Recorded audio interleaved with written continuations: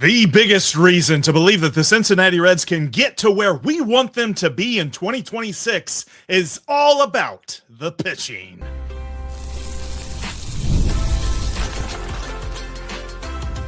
You are Locked On Reds, your daily Cincinnati Reds podcast, part of the Locked On Podcast Network, your team every day.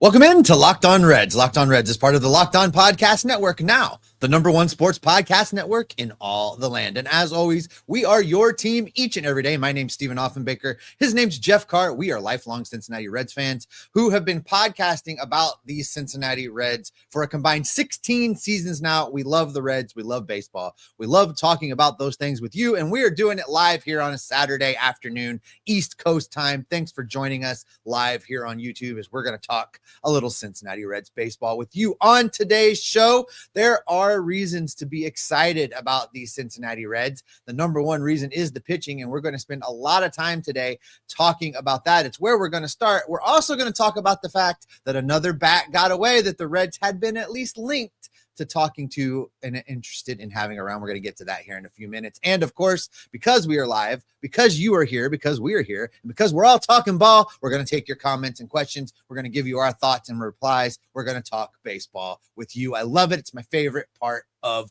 the lives. And where we're going to start is, of course, with that pitching, Jeff, because there is a lot of reasons to be excited about the Cincinnati Reds when it comes to pitching. Listen, it's almost the tale of two teams. You've got this team that's pitching staff has been built thoughtfully. It's been built with some amazing talent. It's been built to compete. This pitching staff is playoff ready. And then you get to the lineup, which doesn't seem to be built the same.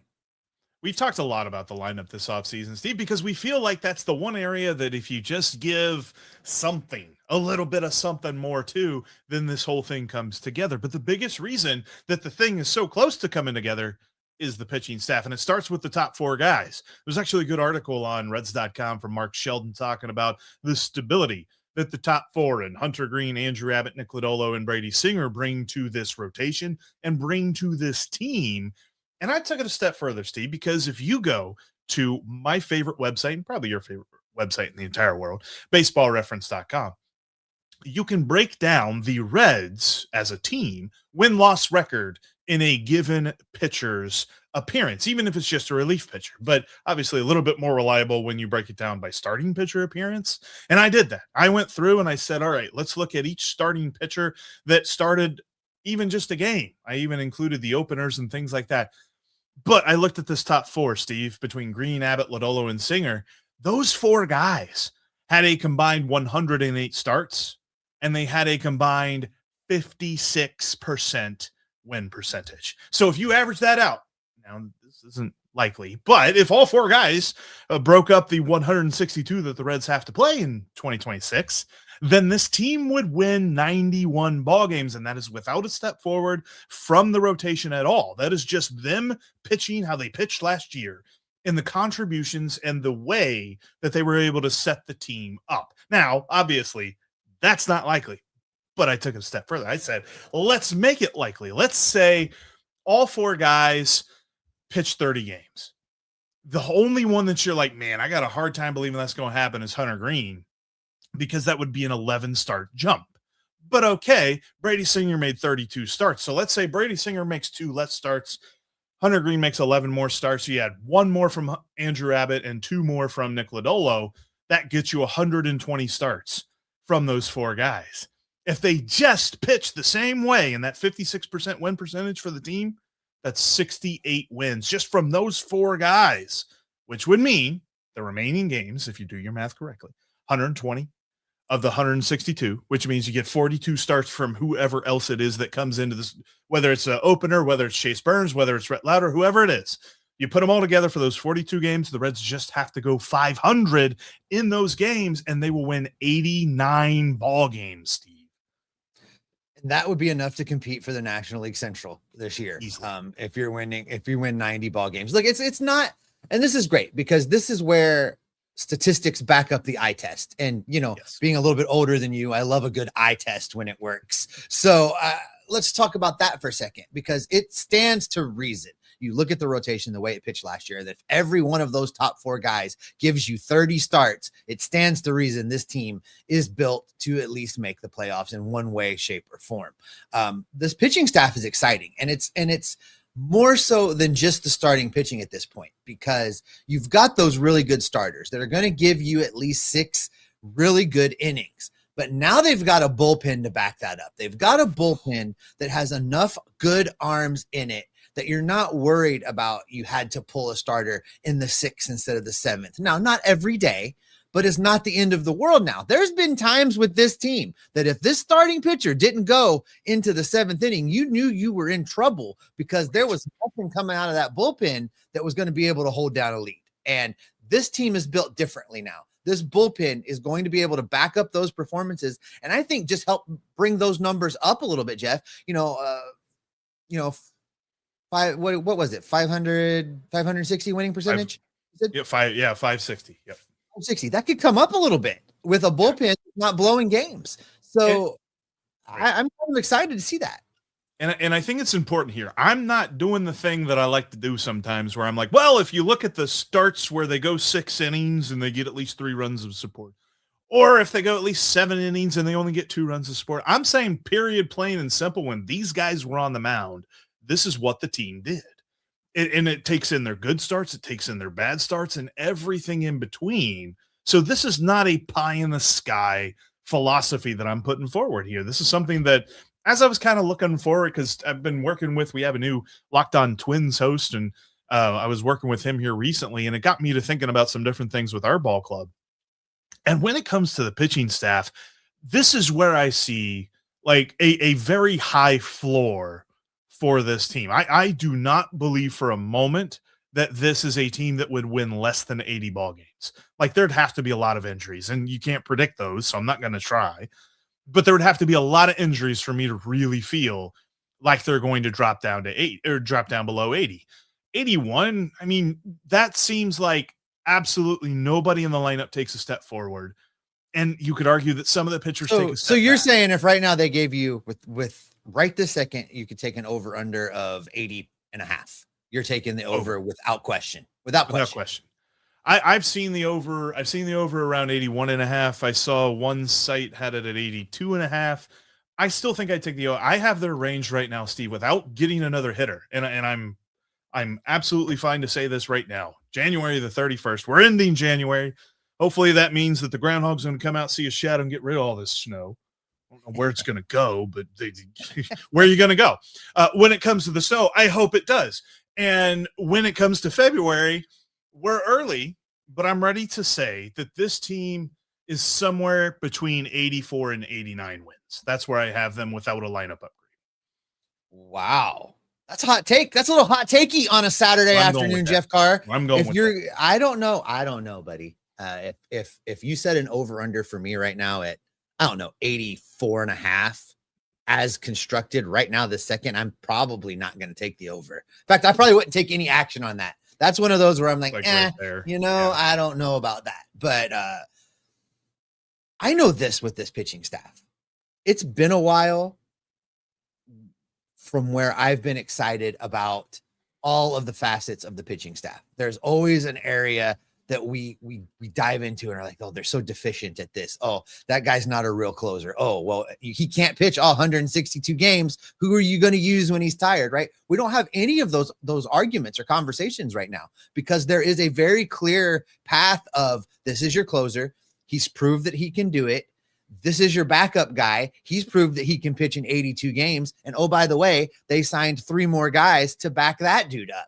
So I'm excited about this bullpen. I'm excited about this pitching staff, and I'm excited to see how the rotation continues to develop because you talk about all that 5th starter has to do, whoever that is, that's going to be Chase Burns. And then it's going to be Rhett Lauder. And those guys are really, really good. Asking those 2 dudes to split a role and go 500 in that role is not a big ask at all. That's not even, you don't even have to squint to see them being able to win half the starts that Burns and Lauder make. Because like I could see them making 30 starts between the 2 of them, 15 each. And that seems kind of conservative for Chase Burns. He could maybe even bump that up to 18. or 20 if he's just really vibing and they feel really good about his health. I don't know that he gets more than 20, but at the same time, if he hits 20, then whatever you get from Rhett Lauder is whipped cream. It's gravy. It's absolutely added on. And you're talking about a dude that could easily be one of the top 3 in most pitching staffs around the league. The other part of this too, Steve, is like looking at that top 4 for one more moment. The idea of the 30 starts. Okay, let's say for a moment, what is the number of starts that Hunter Green would have to make where you wouldn't say, okay, well, this wasn't really a step forward, but it wasn't really a step back. Because I would argue it's like 24 starts, because I don't think you feel. I was going to say amazing. 25. 25 starts from Hunter Green feels like a smidge of an improvement. It smells like a smidge of a move in the right direction, but also he needs to have a 30 start season in order to really cement that A status. So 25 is yay, but it's not the arrival. Which would then ask that Brady Singer make 32 starts. He did that last year. That would ask that Andrew Rabbit make 32 starts. That means he makes 3 more starts this year. And that would ask that Nick Lodolo makes 32 starts. He would have to add 4 starts. So you're really not asking them to add all that much. Brady Singer's case, not add any at all. And they would still average 30 starts for the 4 of those guys. So there's a really good chance here that we're talking about those 4 guys pitching in 120 ball games. And those 4 guys, Brady Singer's win percentage was actually really good last year, or at least the Reds win percentage in Brady Singer games. So I think that there was a lot more value to him than we were ascribing. And I think that the Reds maybe held him in higher value than other teams did. And so that's why we never heard of anybody looking to get Brady Singer from the Reds. And I think we might see that this year. He might continue to pitch like he did last year, if not better. So with all that being said, the pitching staff just is fueling me with positivity for this season. But of course, the lineup still remains, right? The lineup is still the question mark. They've got to upgrade it. And we learned on Saturday morning that they will not be turning to a man who manned left field for them in DH at times last year. As Austin Hayes is headed to Chicago. I don't really think it's that big of a deal, depending on what's next. Tax season doesn't have to take over your life. This year, TurboTax is making it easier than ever to just hand things off and move on with your day. With TurboTax full service, you can have your taxes done for you by a trusted local expert, start to finish, without the stress or the guesswork. Instead of spending hours trying to figure out forms, you can meet with a local expert in person or connect online. They handle everything from W-2s to self-employed forms and work to get you every deduction. You can upload your documents, go on about your day, and get updates right in the TurboTax app. It's a huge time saver and gives real peace of mind knowing an expert is handling everything. For a limited time, you can have your taxes done by a local TurboTax expert for just $150, all in. If a TurboTax expert didn't file for you last year, just file by February 28th. Take taxes off your plate and get back into your life. Visit turbotax.com/local to book your appointment today.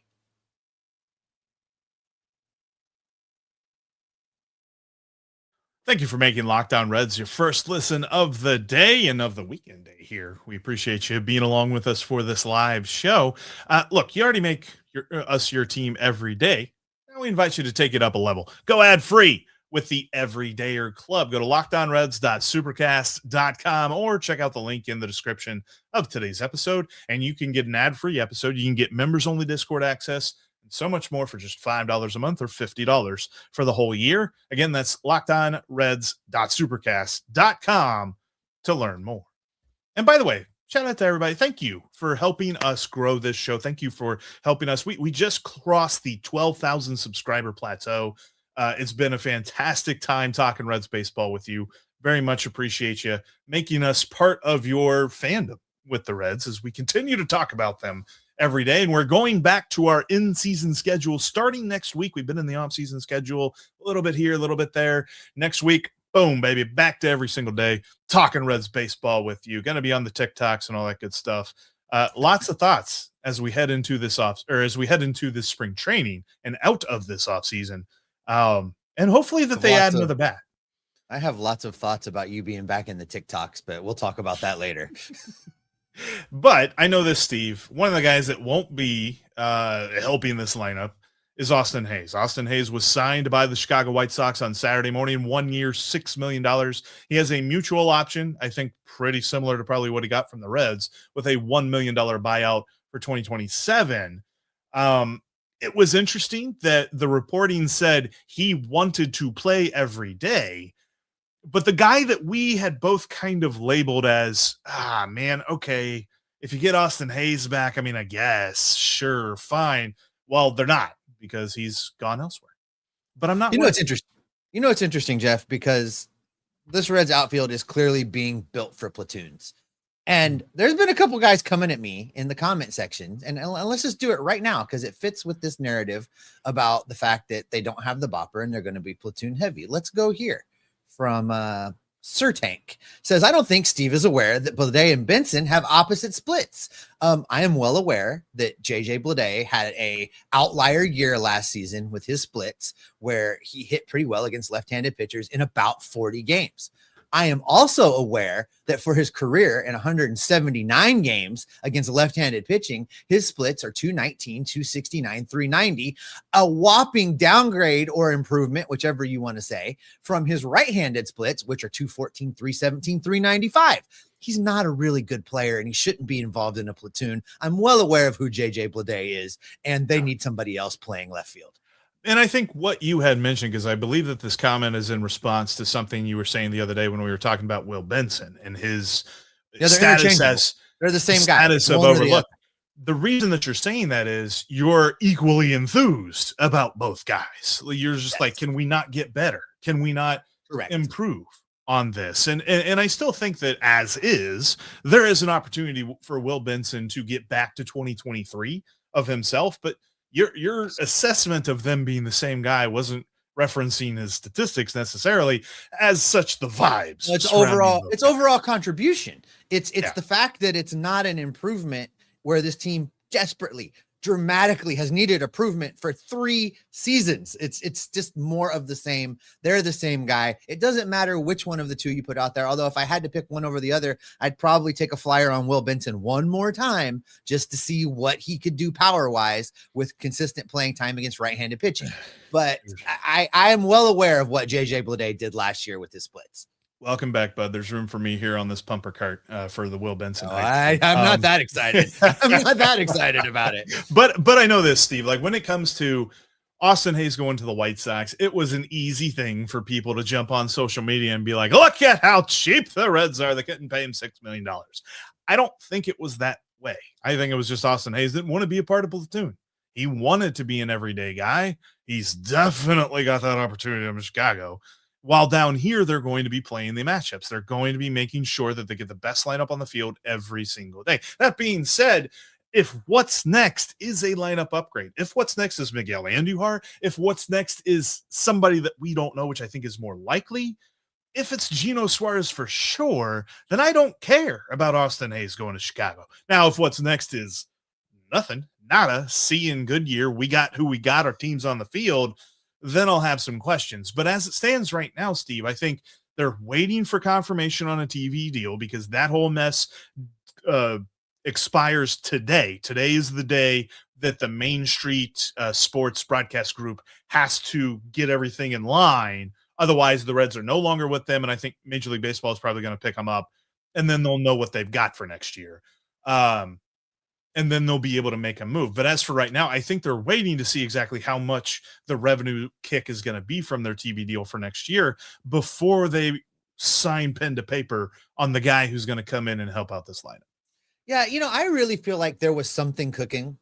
And we know that Nick Krall plays everything very, very close to his vest.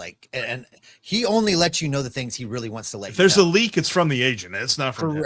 Right. And I feel like there was something cooking because of the candor in which he spoke about, no, we're going to reinvest that money. No, we're doing something with the position group there that he said things. And I do feel like that one of the Castellinis cut his line while that was going on and told him that he had to wait. I really do believe that. Everything we've seen and heard points to that. So I really hope that by Monday or Tuesday, there's an announcement of some kind of a move that they've figured out the money. Will it be Gino? I would love for it to be Gino. I know there's people that push back against that and don't think that he's the upgrade that the Reds really need. And what about Sal's playing time and all of those things that I don't think amount to a hill of beans. You bring me a guy that can hit 49, 50 home runs and put him in this lineup, and it is a game changer on a whatever year deal. Yeah. You figure out the rest. You'll find places for Sal Stewart to play. Gino can be the DH and the first baseman and get the playing time that he needs to get. I would love that move. That being said, it probably is more likely that it's a name we haven't talked about yet. It probably is more likely that there's some kind of move that's going to come out of left field. And I just feel like there has to be something. This team is sitting at a spot, Jeff, where it's a difference from me grading them a low C, for how they've handled the offseason. And all of that comes from the bullpen and what they've done with this bullpen, or them being a high B, depending on who they get for this lineup. That's a big swing in the amount of team needs that were addressed in an offseason. They're one hitter away from me feeling like they go into 2026 with the serious ability to compete. And when is the last time we really felt like they were entering a season with a serious ability to compete? We've talked about, well, they're early. They could stumble into a wild card. You don't have to squint very hard to see them winning. You don't have to. I want to go into a season where I look at this team and I look at the roster and I look at you and I go, you know what? This team's built to win something. This team's going to the playoffs. It's going to be a wild card. It's going to win the division. It's going to the playoffs. When's the last time we got to do that? We could do that with the addition of a hitter right now. And I want to be in that spot when opening day rolls around for 2026. And what we are saying, I'm sure people have been saying all off season, like, especially in the comment section, like, folks are just like, look, if they get a bat, I'm ready to buy back in. But until they get a bat, I'm not buying back in. Now, you and I just kind of feels like it's ingrained in us. We're going to be all over the team no matter what. But when it comes to our feelings about this team, and I just said that I believe that the range is 84 to 89, they could definitely make it a lot closer to 89 if they get a good upgrade to this lineup. And as Adrian says, if you get Gino, 89 might be the lower end of this. I could see them winning 90 and really pushing the Cubs, because I feel like the Cubs are probably the team that's going to be fighting for the top this year. I think the Brewers will still be there, but I think it'll likely be the Cubs if it's not the Reds. And I think that the Reds have a real shot if they add a guy like Gino to the lineup. If they go out and they get like a Rhys Hoskins or a Miguel Andujar, I have a hard time saying that. I think that they'll be on the outskirts looking into that. They'll be like 87, 88 wins, but they just need to do something to improve this lineup right now, because that is the glaring weakness that was on day one of the offseason, and it's the glaring weakness as we sit here now. And I cannot imagine that Nick Krall isn't fighting to fix this. Like you said, his lines were probably cut on this, but at the same time, I don't think that this is a matter of, well, Nick Krall's just got blinders on and he's not going to do anything about it. I think he's trying. It's just he's the folks that are writing the checks, or their pen don't have any ink in it right now. All right, Jeff, we have reached the point of my favorite part of these live shows. We're going to do questions. We're going to do comments. If you got something back in the comments that you want us to talk about, put it in again. That way I don't have to go back and find it. We are going to get to you and what you want to talk about coming up next.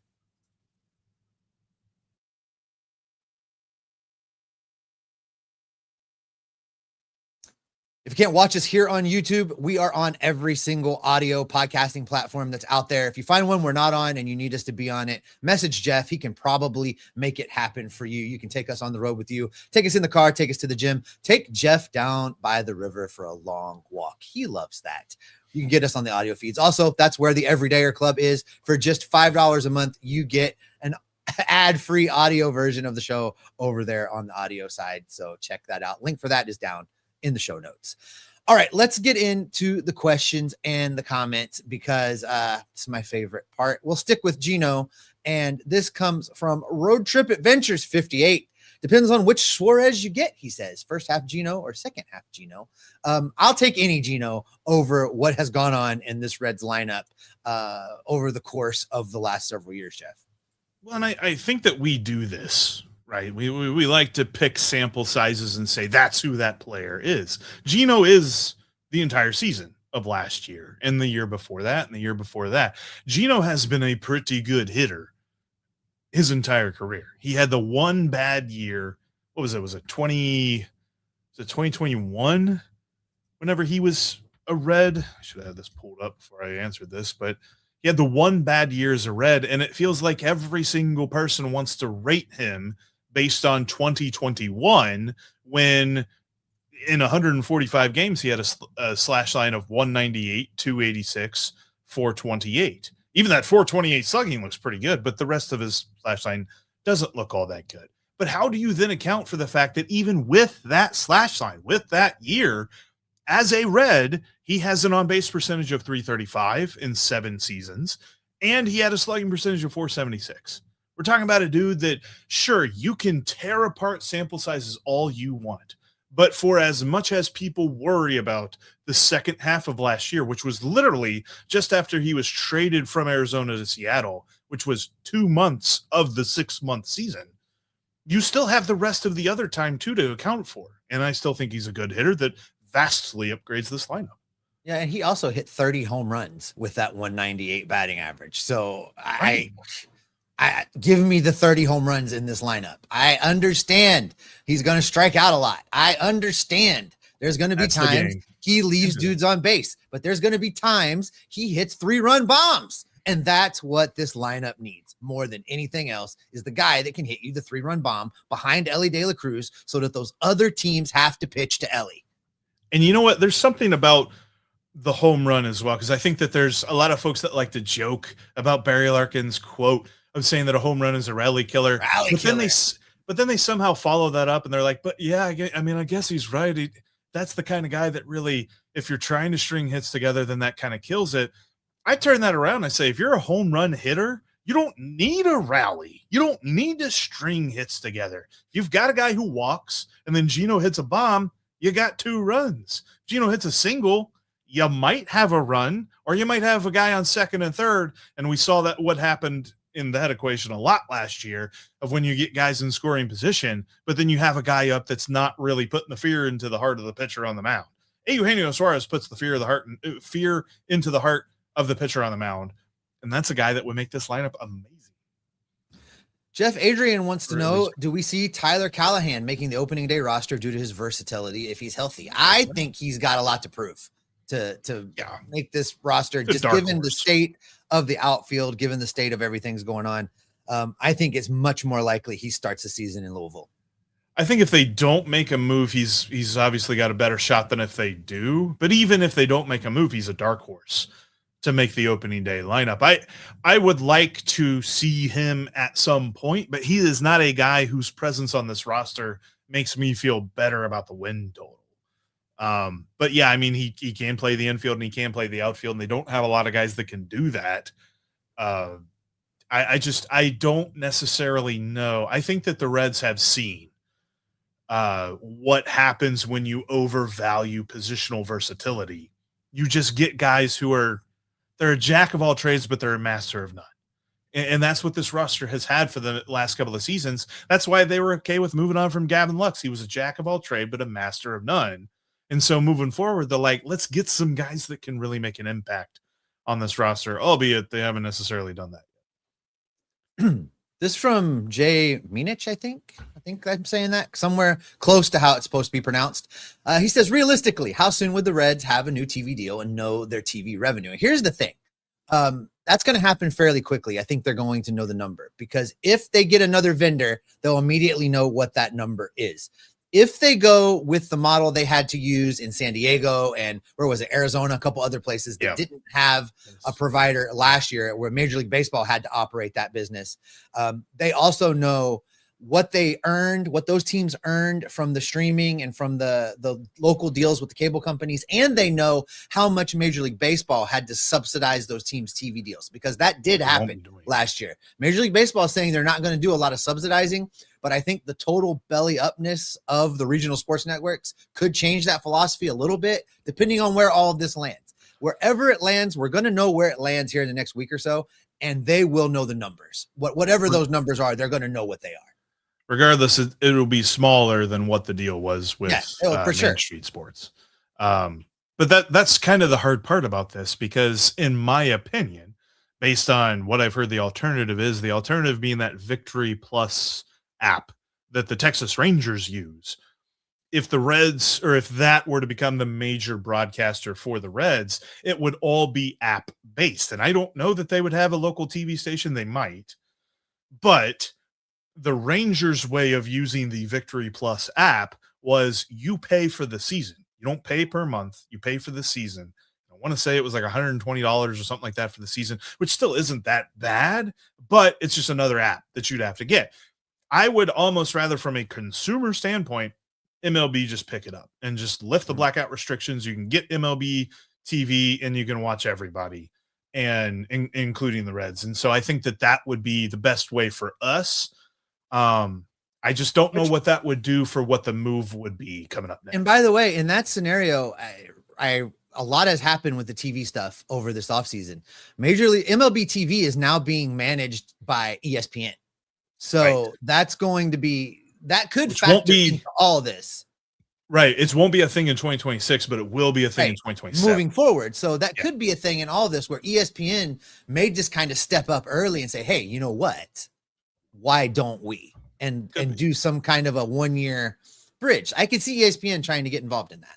Regardless, I think, just based on my understanding of reading the details, and I'm not a master of understanding business tactics or broadcasting rights or anything like that, but when it comes to what I have read, I would understand that for our experience as folks who love this team and want to watch this team, the user experience would be a lot better if MLB picks it up, or ESPN, or whatever that is, than if this Victory Plus thing happens. Here, Jeff, you take this one. I got to clear my. I don't like Luis Arias. I think that Luis Arias is elite. And this is a comment from JJ Benton. He says, sign Luis Arias on a prove it, make a trade for a decent outfield bat. If it's a prove it, and if it's cheap enough for them to make that trade, I could see it, but that would be something that I would have to see to believe, because I just don't know how they would make both work. Luis Arias would have to DH. He's horrible defensively at most positions. He's played the corners for his career. So like, the Reds will say, well, he has experience at the corners, but ultimately his glove is not better than Sal Stewart's, and certainly much worse than Key Brian Hayes.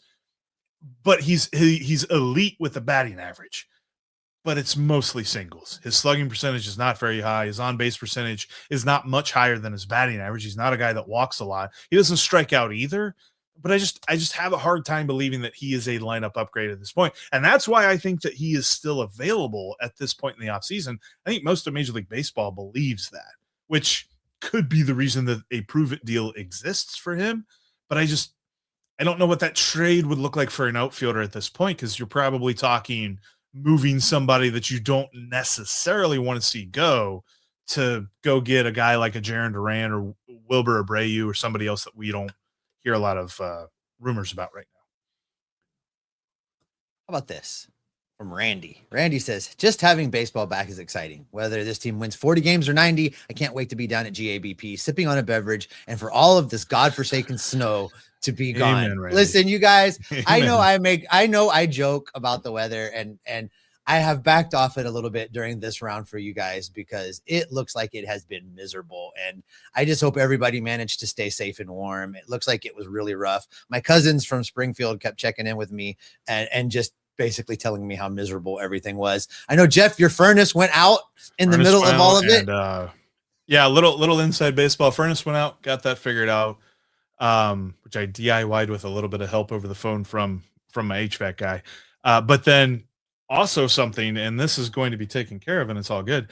Ice has destroyed the gutter on the back of our house. So, yeah, we're going to get that all fixed. But yeah, ultimately, I'm with you, Randy. Can't wait till baseball, because when baseball is happening, this crappy weather isn't. This is kind of on the bench talk, Jeff. This is from Glorious One TV. Marte is the third shortstop in emergency behind Ellie and Matt. Trevino, Myers, Benson, and CES is bench unless there's a signing. That feels about right. I would say I don't know that Noelvi Marte is your emergency shortstop. I think it would be Spencer Steer. but that's just me. Could be. Well, because then I think, and I see where Glorious One is coming from. Like, I think you put Marte at short and you put Steer at right, and you feel better about that than Steer at short, Marte at right. I don't know. Spencer Steer can play a little shortstop, buddy. I mean, he's not. He could play some infield defense. He doesn't have as much range. It's not like, Key Brian Hayes don't make it that hard to need to have a really rangy guy at short. But I think the bench and the lineup is solved by signing a Eugenio Suarez. Don't know that that's the move, but if you do that, Gino's your DH, and then Steer can play anywhere you need him. Sal Stewart can play first, second, or third if you need him. And you don't have to worry about who's DHing. And then is CES on the bench? No, CES would not be on the bench at that point because CES, I'm really only playing him at first, play him at third base if there's a just break glass in case of emergency situation. But CES is a first base DH. So the positional flexibility for me is a lot better if you have Gino in there, whose bat is much better than CES's, and he probably plays the same positions anyway. All right, let's move on to this. And here we'll do this one because I went hard at him a little bit ago. So Sir Tank says our best hope is that Sal is the man that we want him to be, and that we've had our number 4 spot hitter all along and have been sweating the lineup for nothing. This is hopefully Cincinnati Reds baseball in the year 2026.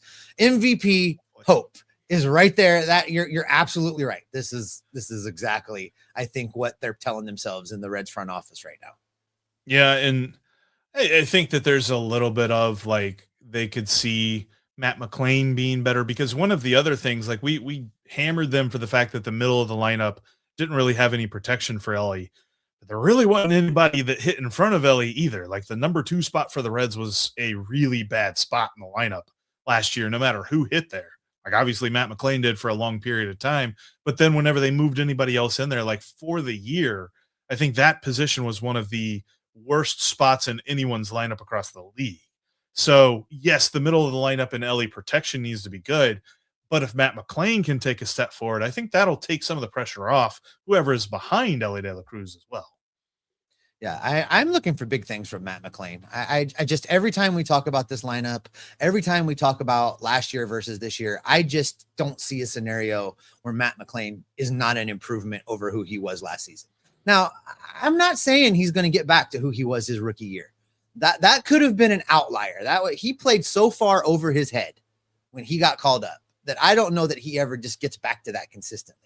But I also don't think he's the guy that he was last year. He truly is somewhere in the middle of that, and I think he's going to get there. I really, because I don't think he doesn't strike me as a guy that will consistently slug over 500 in his career. But I also don't see him as a guy that plays as bad as he did last year. Let's take these two together, Jeff, and then talk amongst ourselves for a second. This from Shredder. Sign Andujar. Let's get the season started. Cool, I agree. But Malachi comes in and says, I don't think the Reds want him back. I have wondered about this at this point because of the real lack of any type of conversation or engagement with him. Maybe there's something going on behind the scenes that we don't know as far as Miguel Andujar is concerned, that the Reds really, truly aren't really interested in making a push to bring him back. I mean, he has played for the Pirates, the Yankees, the A's, and the Reds now. And the fact that none of those teams, I can't remember if the Pirates are linked to him or not, but I haven't seen any of those teams that are linked to him. I've seen some other teams like kick the tires a little bit. Like I think the Phillies did, and I think the Rangers did, but I think the Phillies did well before they got Adolis Garcia. So that was much earlier on in the offseason. But ultimately, I wonder, because as much as we have tried to make the case that he's not a platoon guy, anybody that talks about him, whether it's Charlie Goldsmith, whether it's John Heyman, whether it's national, local, whoever it is, label him as a platoon player that isn't good defensively and most likely has to be your DH most of the time. And so if they're saying that, other teams are saying that. So as much as we might want to make the argument that that's not who he is, that's how everybody has him labeled.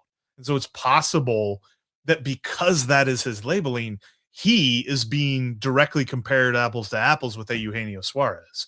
And so there's going to be a lot of teams that go to him, that go to Andujar after Gino is no longer available. But while Gino's available, they probably don't see the need to go after Miguel Andujar. Chad, the quirky picker. If the Reds don't make any more changes, how many wins do you think they will have this year? We talked about this up top, but you might have missed it. Jeff somehow thinks this is an 85+ win team right now. 84 to 89. Yeah. I would take, if you gave me an over under right now of 82.5, I'm taking the over. 83.5. I'm going to think about it for a second, pinch my nose, and probably take the over. At 84.5, I don't want any part of that. I'm out. So that's kind of how I feel about this team. I think they're probably 83, 84 win team right now based on everything. And then you need the MVP hope to do its thing to get them higher than that. I wouldn't really be willing to bet money on that. But I agree with you in as much as I could see this team winning 88 games as constructed right now. I could also see them winning 83 games as constructed right now. And I really just don't have that confidence level to lean in on the higher number unless they went and got a hitter.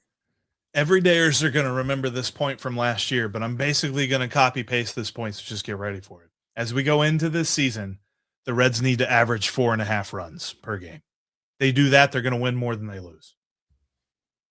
Because I think this pitching staff is going to routinely hold opponents to less than 4 runs. What did they average last year? What was their 4.4? They were just under, if I remember. Yeah, it was like 4.45 or something. Yeah. And they had the benefit of a couple games where they scored 117 runs. I don't know, that Baltimore game, and then there was a couple games where they really blew the doors off people. So yeah, runs per game, they had 4.42. I'm sorry, league average is 4.45. They're at 4.42. So they were just below what I said.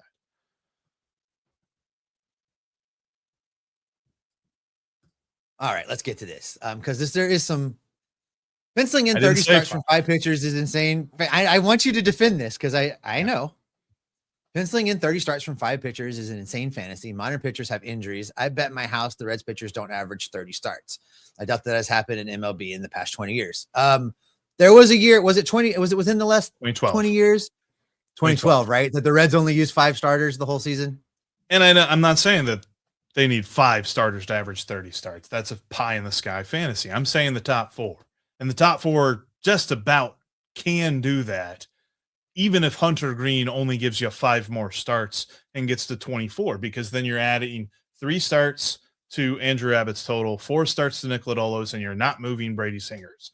And those 4 guys put together give you a 56% win percentage, which means if they give you 120 starts, the Reds are going to win 68 ball games in those 120 games. And then whoever else starts the remaining 42 games just has to go 500 at that point, which is the point that I was making. I wasn't saying all 5 starters have to throw 30 balls. And it's, I mean, it really, and you're looking at it like this, whatever starts those 4 guys don't make are going to be picked up by Burns, going to be picked up by Lauder, and probably you're going to see a little Brandon Williamson sprinkled in there as well. Right. If Burns, Lauder, and Williamson give you a 500 win percentage, this is a playoff team. There's no question in my mind. And I don't think that's really the point. Yeah, it's not outlandish. That's not a pie in the sky thought. Right, because looking at it from last year, so the 4 guys that I mentioned gave the Reds 108 starts. You're asking for 3 more starts per player in this scenario. They give you 108. You ask for 12 more starts from those top 4 guys. That's 3 starts per guy. And so then the other group of players, which I didn't see, I forgot to count how many that was. Nick Martinez, Zach Littell, Chase Burns, Carson Spires, Wade Miley, Chase Petty, and openers. So you're talking about, what's that, 5 different guys? 6, 7, and I'm not counting the specific openers, but openers is a person. 7 different starters started 54 ball games for the Reds, and they had a 40% win percentage in those ball games. We will see a lot better win percentage, I think, from that last spot, and I don't think we have to squint hard to see the top 4 continuing the performance that they had. Jeff, Malachi Hayes is just being mean in the comments. The Reds will re-sign Espinal and call it an off-season. If that happens, wait to do that. if that sign him on a minor league deal right now, Malachi. But no, I don't think that. Behave. Stop it. We're not doing that. Can't do another year of that.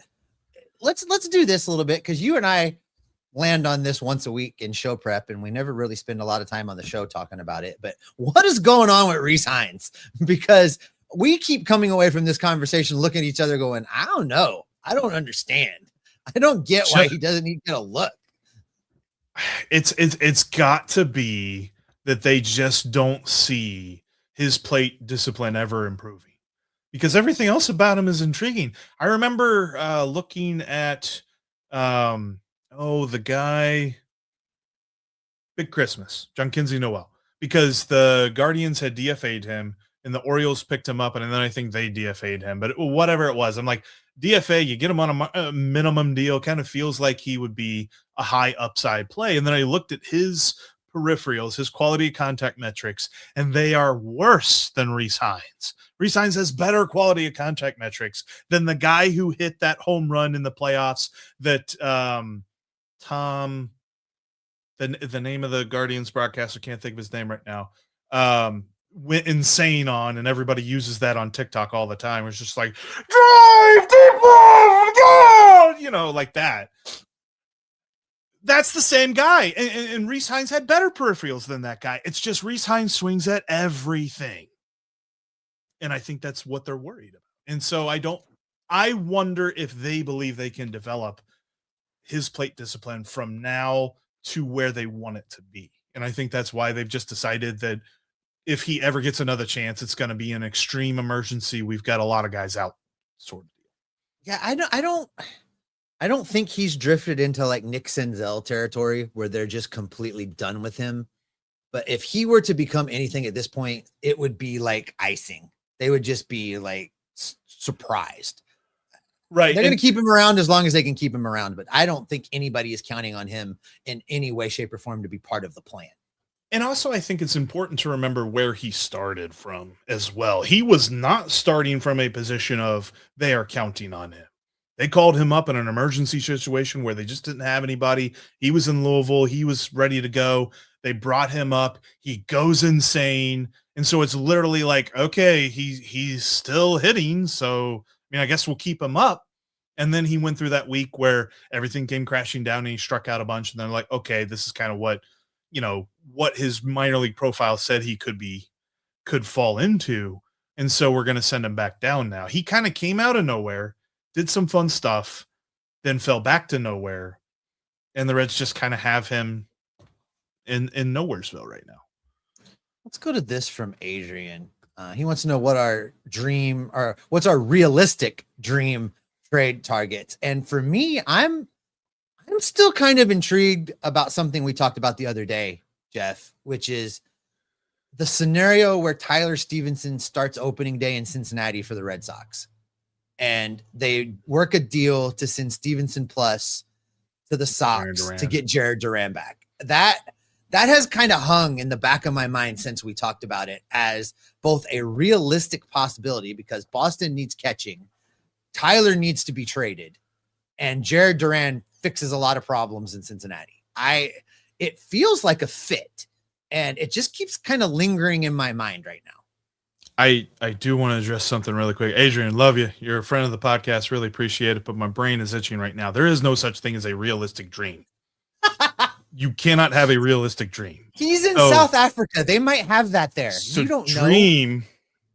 Dream is Jaron Duran. Realistic, I'm not sure. Because I feel like in reality, Nick Krall is very hesitant to trade anybody that has some sort of value on this team. And so I don't know. I don't know that they can get a Jaron Duran trade done because I feel like he feels more comfortable trading established players for prospects, which is a bit annoying, a bit concerning. But I just don't know what Nick Krall trading an established player and getting back an established player looks like right now. Adrian says, I didn't want to be that guy, but I was like, my brain is itchy. I can't have a realistic dream.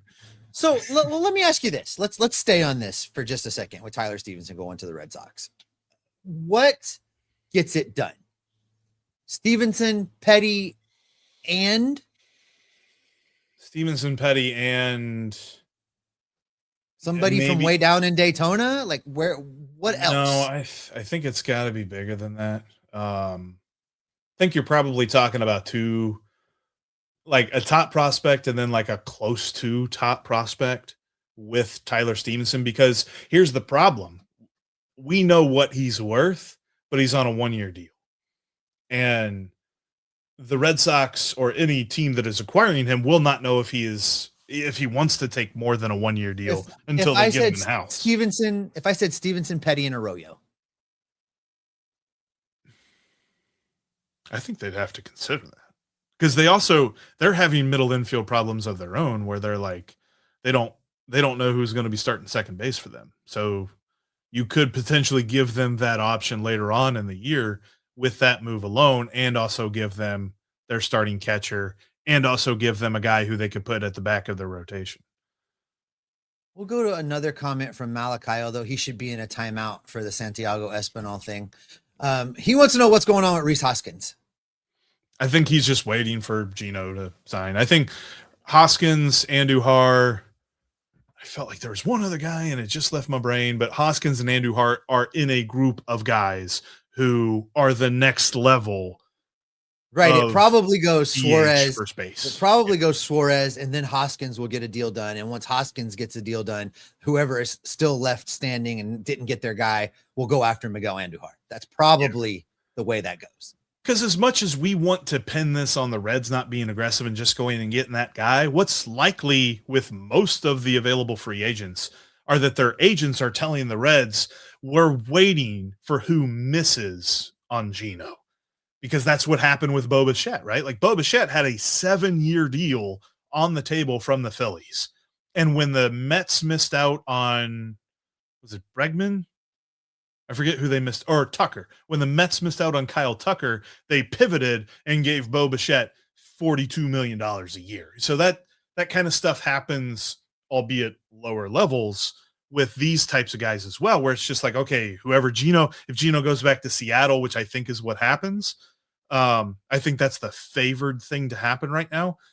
Then Rhys Hoskins will be getting a lot of calls and Miguel Andujar will be getting a lot of calls. But until then, they're like, yeah, we're waiting to see, because our markets are not fully open right now. All right, guys, we're getting near the end here. If you've got something pressing you haven't put in yet, get it in there. And while you're doing that, there is something I wanted to talk about for just a second, and we didn't get to it there at the beginning, Jeff. So I'll just drop it in now for funsies, and we may revisit it in another show next week. But Joseph Daniel Votto, yes, all over the timeline once again, warmed my baseball missing heart this week. Joey Votto has signed with NBC Sports and will be in the broadcast booth during the 2026 baseball season, which is just really good for anybody that loves baseball. I am excited to hear what other fan bases have to say when they watch him, because I'm not going to lie to you, I'm not the biggest Tom Brady fan in the world, but when I listen to a Tom Brady broadcasted football game, I feel like I understand the game better. And that's what Joey Votto is going to do for the game of baseball. Like a Mariners fan or a Twins fan or a Rangers fan or a Marlins fan, or, just go around the country. Whoever it is that is watching an NBC broadcasted baseball game with Joey Votto calling it is going to understand the game better, because Joey just seems like the kind of guy who is going to just absolutely shoot up into the stratosphere as far as how good he can be as a baseball analyst. And this is why I never really fully got too worked up about the idea of him being on a Reds broadcast, because it was like, dude, if he's going to be on TV, he's going to be on national TV. It's very clear that that's going to be the case. And we're excited probably to see that's happening. Going to see the start of a 30-year Hall of Fame broadcasting career this season. Joey Votto, I think, is just that good at being personable, that good at explaining the game, and just really, really baseball smart. Those three things combined, I'm telling you, 30 years from now, Hall of Fame broadcasting career on top of his Hall of Fame playing career. Do you think this is a question without an answer, but I was wondering this myself the other day when I was reading this news. Do you think that in 5 years, after people have heard him enough, he's going to be one of those people that gets coaching interest And do you think that he will bite on that? Or do you think that he's like, nah, man, I'm broadcaster? I think a broadcaster. I really feel like if he wanted to, I think I do. You know, yeah. because listen, I think there probably may be a desire for him to teach and work with younger players and do some things, but I foresee a Barry Larkin role. I foresee the Reds bringing him out to Goodyear during spring training, come and instruct during spring training when you don't have any broadcasting obligations, hang out in Arizona where you're already comfortable and you already know the lay of the land, teach these youngsters for 4 weeks, 3 weeks, and then go do your broadcasting stuff. I foresee that role. He's such a cerebral guy. Like, he was always a cerebral player, and like, you can hear him whenever he was hurt and he was on the broadcast, like you could hear him just break things down. You're like, he is super cerebral and analytical. And those types of dudes aren't much of the in-season type coaches, because as every player that we've ever talked to will ever tell you, if you're making a big adjustment to your game, you're doing it in the offseason, you're doing it in spring training. You're not doing it during the year, because all kinds of things can go wrong at that point. And Joey is an adjustments coach. I would think if he were to be a coach, he would be that, okay, here's how you adjust your mechanics a little bit, adjust your stance, lean forward a little bit, lean back a little bit, step forward, step back, whatever that might be. And I don't think that that's something that, like, on August 3rd, a guy who's hitting $150, he's going to just magically tell them something and it's going to click and it's all going to work. I think he's a guy that needs more time in to really get into the details. And this from BD here, and I think this is also the reason why Barry Larkin ultimately opted for broadcasting over managing. Broadcasters are easy to love, coaches are easy to blame. Why tarnish the legacy? Yep. There's not a current or former Red that is unaware of the Tony Perez of it all. Yeah. Cautionary tale. And by the way, and listen to comments. Hold on. Tony Perez got a raw deal. We know it. Jeff knows it. I know it. It was bad. I'm just saying that. But those are the risks. Those are the things that can happen. If Barry Larkin or Joey Votto, either one, was hired as the next manager of the Reds, there is no realistic, foreseeable lane where they are just spending the entire rest of their days in that job until they retire. That just doesn't happen. Wouldn't happen. Legacies would be tarnished. Who wants that? Barry Larkin's got a great thing going in the city of Cincinnati. Joey Votto will have a great thing going in the city of Cincinnati. Well, in non-Reds example, Don Mattingly. Does anybody think Don Mattingly's a good manager? But like, people argue that he was a Hall of Fame player. Like, is a very clear delineation. And I think that enough players are aware of that they may not like really be excited to put their legacy on hold for a minute, because that's what you would do. Like, Barry Larkin would hit the reset button on his legacy if he took over the manager job at the Cincinnati Reds. All right, Jeff, I think that's probably a good spot to go ahead and call it. Thanks, everybody, for joining us on this Saturday impromptu live. It had been a while since we'd done one. We've hit the 1 hour mark. Thanks for being here, guys. We appreciate you. Thanks for 12,000 of you clicking that subscribe button here on YouTube. If you haven't, what are you waiting on? Get down there, click it right now. Click that notification bell. You'll know every time we go live, every time we post something. We're heading into spring training, gang. We're back in your feed 5 days a week. We're going to have you covered. We're going to have the news. We're going to have the rumors. We're going to have the notes. We're going to have all of the Cincinnati Reds information for you right here each and every day, because we love baseball. We love these Reds, and we love talking about those things with you. Thanks for making Locked On Reds your first listen each and every day. If you're here live, thank you. Stick around. The show will redirect you to Locked On's first ever 24/7 national YouTube channel, where they're covering all of the sports all the time with the experts from the Locked On Network. If you're listening to this later in the audio feeds, go check out Sully over on Locked On MLB, where he has Major League Baseball covered from a national perspective. Guys, we made it. February is tomorrow. We are going to be talking baseball. Pitchers and catchers report in 9 days. Pitchers and catchers are packing their bags right now, heading for Arizona. So it is time for baseball. We did it. We survived. Thanks for being here. We'll be back in your feeds next Monday, getting you set for all of the 2026 Cincinnati Reds baseball you desire to consume. we're going to keep you locked on Reds every single day. Like, I know this on Monday, that groundhog better be telling me the spring is coming because, buddy, it's going to snow 6 more inches on Monday just because you said that out loud.